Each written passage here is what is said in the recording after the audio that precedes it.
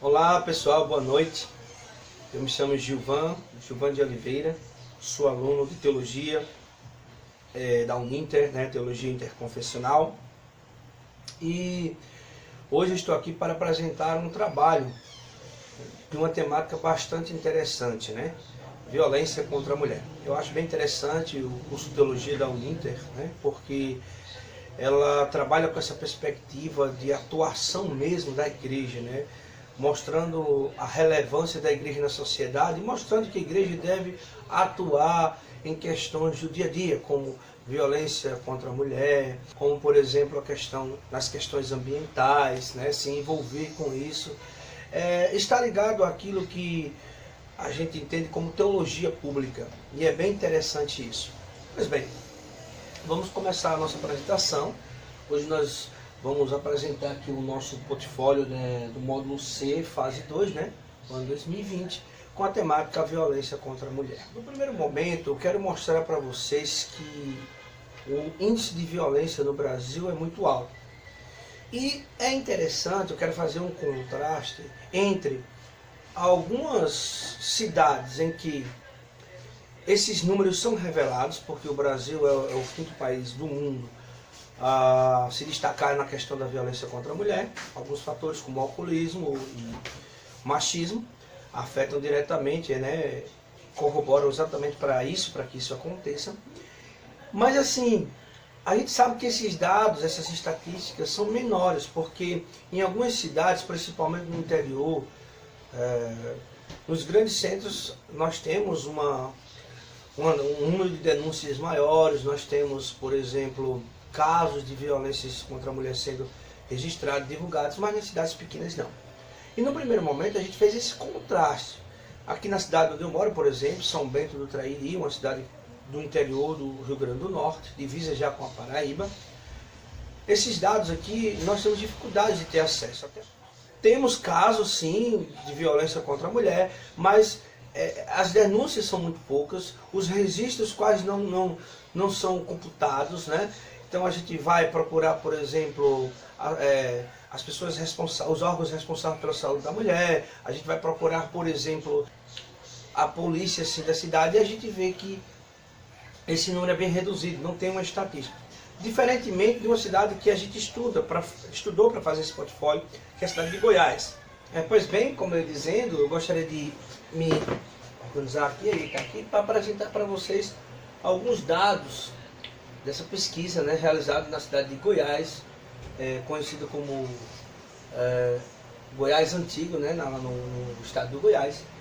E a prefeitura fez o seu órgão lá, de responsável, órgão de proteção e assistência à mulher, ele fez algumas pesquisas. Ele diz assim, de cada 3 dias, o órgão de assistência lá à mulher recebeu um novo caso, certo? E atendeu um novo chamado. É interessante. Os autores das agressões: filho estava em 5º lugar, parentes em 4º, o marido em 3º, o namorado em 2º, e o amado, que no caso aquela pessoa que convive com outra pessoa, em 1º lugar. Pois bem, aí nós temos mais outros dados, a violência física está em 1º, a psicológica em 2º, a moral em 3º, a sexual em 4º e a patrimonial em 5º. No estado civil em que acontecem essas violências, nós podemos constatar aqui, de acordo com a pesquisa lá realizada pela Prefeitura de Goiás, a violência acontecia mais entre aqueles que tinham uma união estável.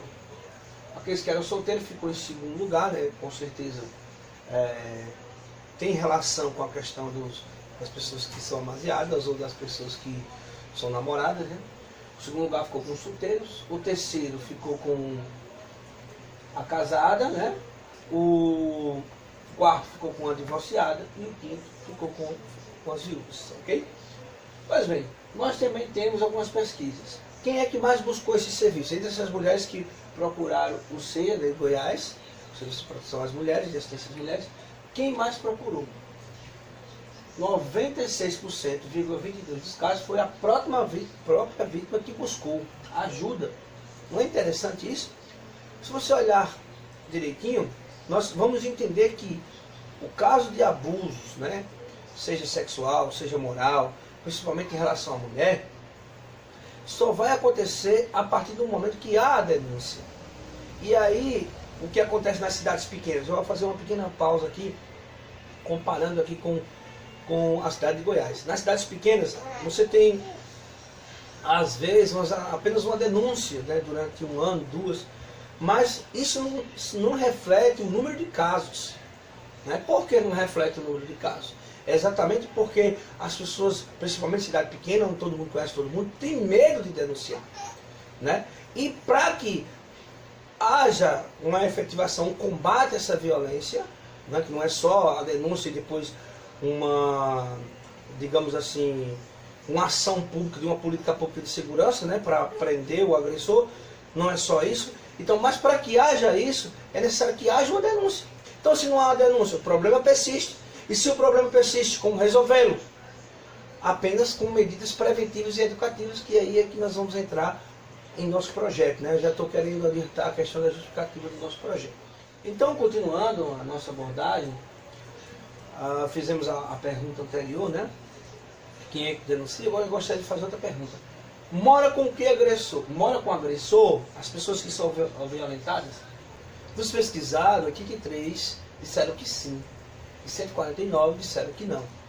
Aí, de certa forma, bate com os dados que tínhamos falado anteriormente, porque a violência acontece bastante também entre pessoas, entre namorados, entre solteiros, não é isso? A maioria que são violentadas tem filhos, geralmente entre 1 e 2 filhos, isso idade também é importante. E a idade, né, mais ou menos persistente, é entre 18 a 35 anos, são as mulheres que mais são vitimadas com a violência doméstica, né? E a cor, que é um dado interessante, nós não vamos entrar nesse dado da cor, mas é uma abordagem interessante, porque entra a questão étnica aqui. Entre as mulheres brancas, essa violência diminuiu, mas entre as mulheres negras, persiste muito, principalmente em realidades sociais, né, que estão distantes do centro urbano, certo? Vamos ver, em relação à formação, o grau de instrução, como é que nós podemos diagnosticar o foco dessa violência? Primeiramente, as mulheres que são mais violentadas são 10% daquelas que possuem o ensino fundamental, 24% dos que estão no ensino médio. Agora isso é surpreendente, porque a gente pode pensar que seria com as pessoas menos de instrução, né? Menos esclarecimento, mas são as pessoas que têm esclarecimento, que geralmente estudam sobre o tema, sobre o assunto, né? São pessoas que, às vezes, até pessoas que trabalham em combate a isso, que são violentadas. Então, por exemplo, 10% tem um fundamental completo, 24% o ensino médio, 27% o ensino superior, 3%, agora o maior número, o maior foco está no superior incompleto, né? E só 3% nos pós-graduados, ok? A renda 64,15% não depende do agressor. Porque acontece o fato de, não, a mulher aguenta tudo calada, ela sofre. Por quê? Porque ela depende do marido financeiramente. Então ela apanha e vai fazer o quê? Não tem onde morar, não tem para onde ir. Mas 64% a pesquisa está mostrando as pessoas poderiam, vamos dizer assim, ter a sua liberdade financeira e poderiam viver sozinhas, sem precisar estar submissa àquele tipo de agressão. Mas infelizmente, entre esse número aí não acontece isso, né? Ok, pois bem, agora eu quero justificar um projeto educativo em combate à violência contra a mulher. Porque há uma necessidade, porque da importância de um projeto de combate à violência contra a mulher. Eu já falei aqui em outro momento. É exatamente por quê? Porque, e principalmente em cidades pequenas, né? Porque enquanto a violência urbana é uma violência que depende totalmente das políticas públicas de segurança, denúncia, prisão, sim, pena, para que, no caso de violência contra a mulher, seja ela física ou verbal, nós possamos ter a questão da pena, da prisão, passa por outros fatores que antecedem a isso. A gente já viu, a denúncia. Se não tem denúncia, não tem como agir com medidas de segurança pública, né? A polícia não vai poder atuar. Então, qual é o grande problema? Qual é o grande foco da violência contra a mulher? Não é, de maneira nenhuma, digamos assim, ter a pena, ter a lei, né, ter, vamos dizer assim, a prisão, a voz de prisão. Não, não é isso. Por quê? Porque é um problema que nem todas as mulheres têm coragem de denunciar. Por quê? No caso da pesquisa que nós estamos aqui, 68% dos agressores não, das vítimas, desculpe, evitam denunciar seus agressores por medo. Então as vítimas não denunciam seus agressores por medo.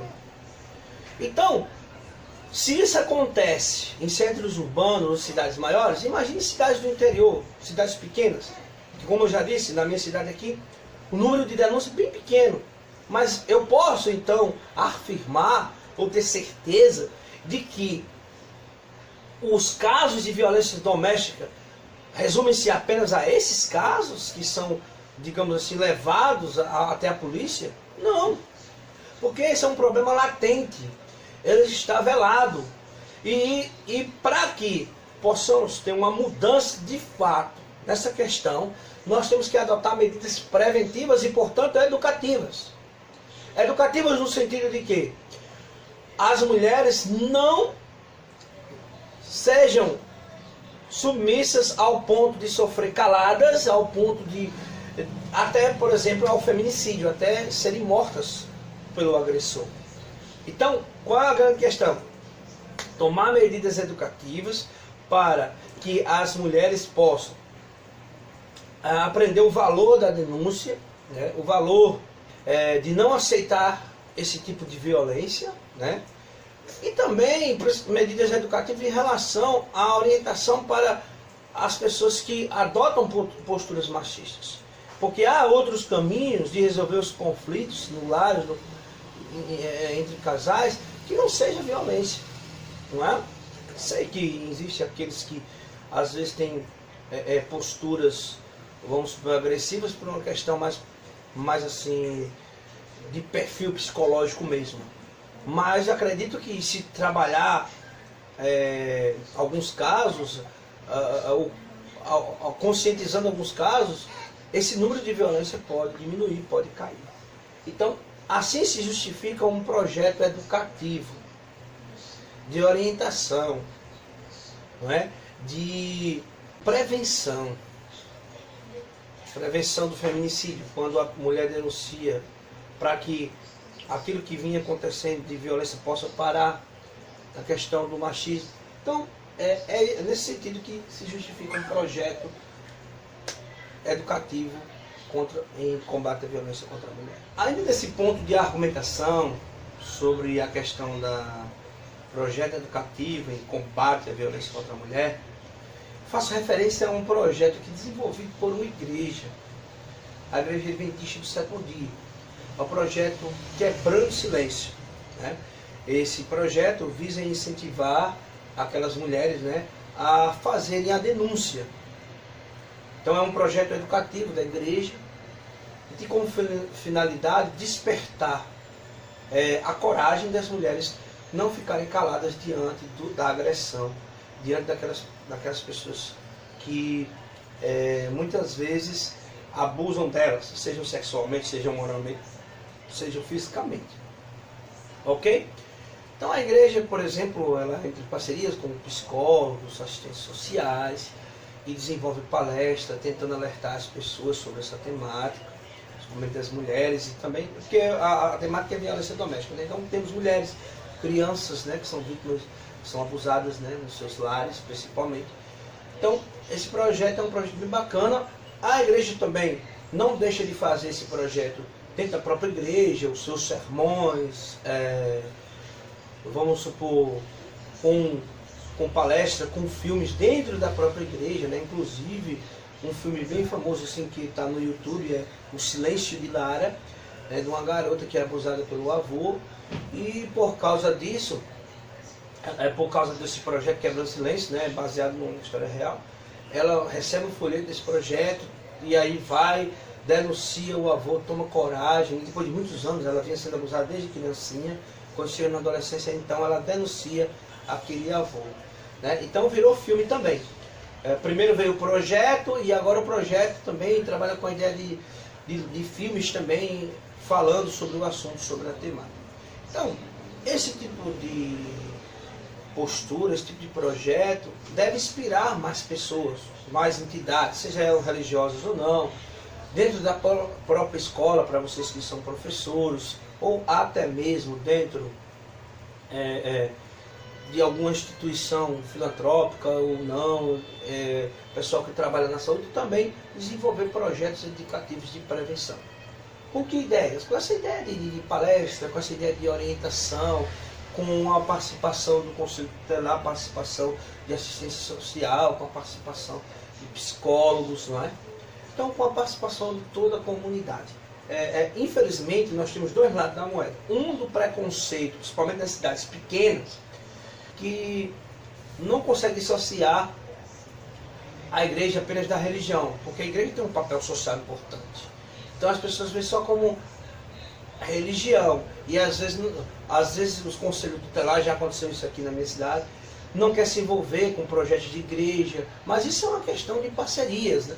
Não quer se envolver, por exemplo, com projetos assim que levam um nome assim social, mas se todos, escola, entidades filantrópicas, igrejas, né, fizerem isso, adotando essas medidas educativas e preventivas, com certeza esse índice de violência contra a mulher irá diminuir, certo? Então o nosso projeto, ele se baseia, seus objetivos e sua postura metodológica se baseia exatamente nisso. Primeiramente, tomando como referência na nossa cidade, o projeto para a nossa cidade, direcionando a nossa cidade, que não há um mapeamento. Né? Nós citamos um exemplo aqui da cidade de Goiás, que a prefeitura lá está de parabéns, porque há um mapeamento, há uma divulgação dos dados, nós temos um órgão específico, né, de assistência à mulher, mas aqui na nossa cidade, né, não tem. E aí, fazer esse mapeamento, seria registrar os casos. Então, assim, eu acho que qualquer órgão que desenvolver um projeto, seja escola, seja igreja, deve agir em parceria com a delegacia da polícia local, em parceria com os órgãos de proteção à saúde da mulher, seja físico ou psicológico. Então, isso é muito importante. E o nosso projeto pretende trabalhar, primeiramente, com essa ideia do mapeamento. Depois, fazer parcerias com psicólogos, com assistentes sociais, né, para que eles possam dar palestra orientando mulheres, né, vítimas de abuso ou violência doméstica, e para que elas também, assim como citei o projeto Quebrando Silêncio, possam denunciar, elas não possam ficar caladas. Fazer também, quem sabe no caso de igrejas, um programa semanal de encontro de casais, visando apresentar alternativas de enfrentamento de conflitos no lar, sem necessariamente usar a violência. Né? Então, outra questão interessante, principalmente daquelas pessoas que não têm aquela estrutura psicológica ou não receberam uma formação que pudesse desenvolver assim, uma postura mais antimachista, né? Porque sabemos que entre aquelas pessoas, não sei que o machismo está em todos, até mesmo naqueles que são formados, mas é necessário um estudo maior, um aprendizado maior. Então, existem outras maneiras de enfrentar os conflitos do lar, que não é a violência. Então, nesse sentido, fazer palestras, encontros semanais, principalmente as igrejas, e aí a gente pode pensar, não só uma igreja, mas todas as igrejas da comunidade fazem isso. Né? Então é isso. Então, promover palestras sobre direitos humanos, dignidade da mulher, né? Então, a escola pode plantar, por exemplo, aulas interdisciplinares, projetos indisciplinares, aulas com temas transversais, que venha discutir a questão de gênero, a questão de violência doméstica, a questão de direitos humanos, a questão do machismo, orientando as pessoas, e principalmente entre aqueles, porque a gente tem que pensar nas futuras gerações. Eu acredito que em algumas pessoas já está enraizado o machismo, já está enraizado muitos preconceitos, então a gente tem que apostar nas primeiras. Então na escola, por exemplo, apostar nos jovens, nos adolescentes. Você já imaginou a gente ver um jovenzinho, 13, 14 anos, com posturas totalmente machistas? Então, de repente, a escola trazer esse temática para dentro dela, ela vai fazer um diferencial bastante significativo na vida das pessoas. Então, é aí onde se baseia o nosso projeto educativo, certo? Esse projeto pode ser desenvolvido por escola. Eu, como professor, estou pensando em como realizar, como dar um pontapé inicial, fazer parceria com os professores para iniciarmos, mas também como membro de igreja, como uma pessoa atuante dentro da igreja, pensar também dentro do contexto da igreja como nós podemos desenvolver esse projeto. Mas o importante é salvar vidas, salvar pessoas, porque o projeto de Jesus, ele diz, eu quero que tenha vida e vida em abundância, é salvar vidas. Então, quando a gente está salvando vida, prevenir, uma prevenção, como ele diz, preventivas, nós estamos fazendo um papel muito importante que Cristo nos confiou, né? Conclusão de tudo é, diferente da violência urbana, a violência doméstica, por ser um problema latente, não irá diminuir apenas com ações de políticas de segurança.